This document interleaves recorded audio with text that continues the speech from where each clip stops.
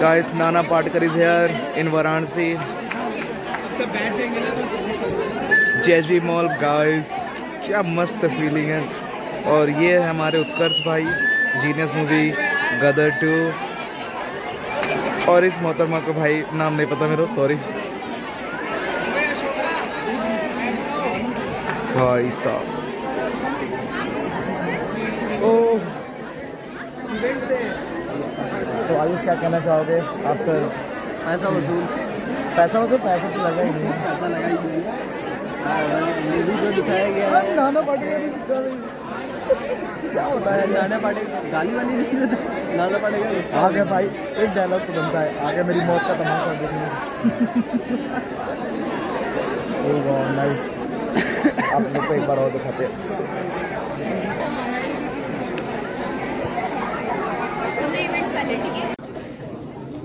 भैया मेरे, ये फॉर्मेलिटी छोड़ो ना, उनको फिल्म देखनी है, छोड़ो कोई बात नहीं। तो अब इस वार्तालाप को आगे बढ़ाने के लिए मैं खुद से रिक्वेस्ट करूंगा कि प्लीज आप इस बातचीत को आगे बढ़ाएं। माइक का सर के माइक का वॉल्यूम थोड़ा बढ़ा दीजिए प्लीज। तो जैसा कि हम आप सब जानते हैं कि नाना सर अपने एक अनोखे किरदार और अपने अनूठे व्यक्तित्व के लिए जाने जाते हैं। दोस्तों, हिंदुस्तान में फिल्में जब बनने की शुरुआत हुई है, ये सोच आई कि हमें फिल्में बनानी चाहिए, कला का एक नया रूप, एक टेक्निकल रूप हमारे सामने आया। मकसद यही था उस जमाने के लोगों का भी, जो जेन्युइनली कलाकार थे, कि फिल्म का मकसद समाज तक कुछ पहुंचाना होगा, किसी बात का संप्रेषण होगा, किसी मकसद के साथ सिनेमा बनाया जाए। लेकिन वक्त हर बात के मतलब बदल देता है, उसमें नए मायने जोड़ देता है, और उन सभी नए मायनों के साथ आज भारतीय सिनेमा और दुनिया का सिनेमा हमारे बीच है। लेकिन आज जिस फिल्म पर बातचीत करने के लिए हमारे मेहमान हमारे बीच उपस्थित हैं, वो है वनवास। बनारस की पृष्ठभूमि पर बेस्ड एक फिल्म है। मैं सबसे पहला सवाल नाना से यही करूंगा कि आप के जो किरदार हैं भारतीय सिनेमा में, हम लगातार जब भी देखते आए हैं, तो हमेशा एक क्रांति की खुशबू उसमें हमें नजर आती है। इस फिल्म में वो क्या बौद्धिक क्रांति है या वाचिक क्रांति है? परसों एक किसी ने सवाल किया था कि आप कब तक फिल्में करते रहेंगे, काम करते रहेंगे। मैंने कहा समाज में इतनी विसंगति है, उस पर टिप्पणी करने के लिए तो काम तो करना पड़ेगा। मैंने ये कभी नहीं माना कि फिल्म सिर्फ मनोरंजन का साधन है, इसके जरिए अगर आप कुछ कहते नहीं हैं तो मुझे लगता है सिर्फ पैसे के लिए करना मुनासिब नहीं समझता। गांव खेड़े में हम जब रहते थे तो हमारे पास सामायिक कुटुंब पद्धति थी। चाचा थे, चाचियां थी, तो 3-4 चाचा, 3-4 चाचियां, हम एक साथ में रहते थे। तो कोई चचेरे भाई नहीं थे, सभी भाई थे या बहनें थे। वो जो एक दूसरे के साथ जो लगाव था, वह आज कहीं थोड़ा गुम हो रहा है। हर एक की अपनी समस्या है। लेकिन मुझे लगता है कि अभी मुझे आते ही इन्होंने पूछा कि आप मंदिर गए थे वहां दर्शन के लिए।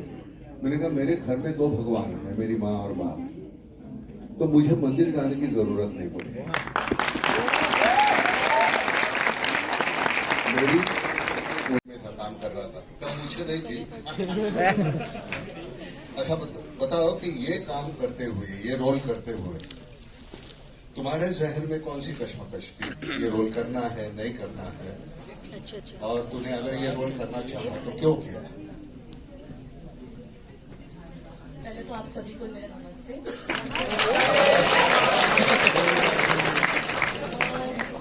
पहली मूवी तो गदर 2 इतनी हिट हो गई, सब हो गया। उसके बाद ही अनिल सर ने मुझे ये स्क्रिप्ट नरेट कर दी वनवास, और उन्होंने ये कैरेक्टर बताया मीना एक लड़की है जो नौटंकी वाली है और बनारसी लड़की है, और बट हमारे पास टाइम नहीं था कि मैं बनारस आके देखूं यहाँ के लोग कैसे हैं क्या है, ये वक्त ही नहीं। तो सर ने बोला नौटंकी तो तू बहुत अच्छी कर लेती है, बस वहाँ जाके थोड़ा देख लेना कि वहाँ के लोग कैसे हैं क्या है, कैसे बोलते हैं। तो मैंने काफी यूट्यूब पे स्टार्ट कर दिया देखना, पर फिर पता लगा कि ये आजकल की लड़कियां सब सेम ही है, ऐसे ही कपड़े पहनती हैं, डिफरेंस नहीं है।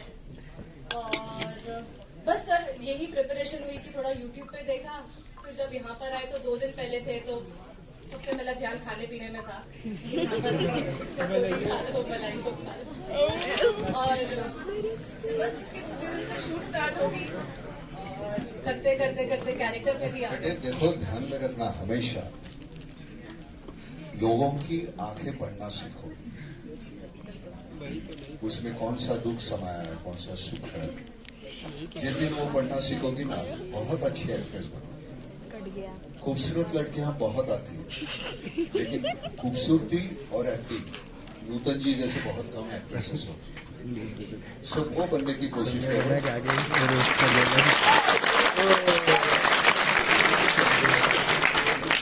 उत्कर्ष जो है रोस्ट कर दिए।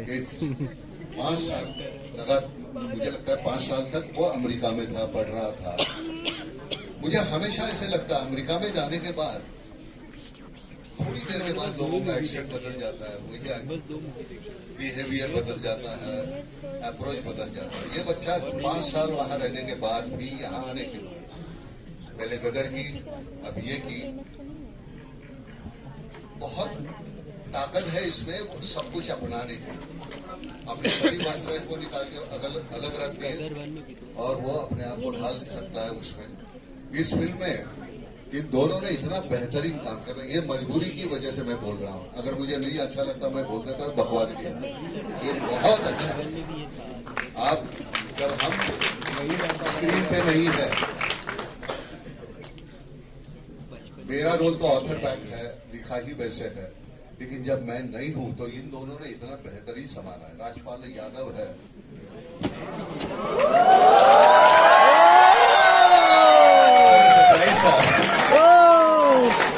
यादव ने, मुझे हमेशा लगता है कि उसकी जितनी ताकत है, वकूफ है उसका, उस हिसाब से उसको अभी तक रोल मिला नहीं।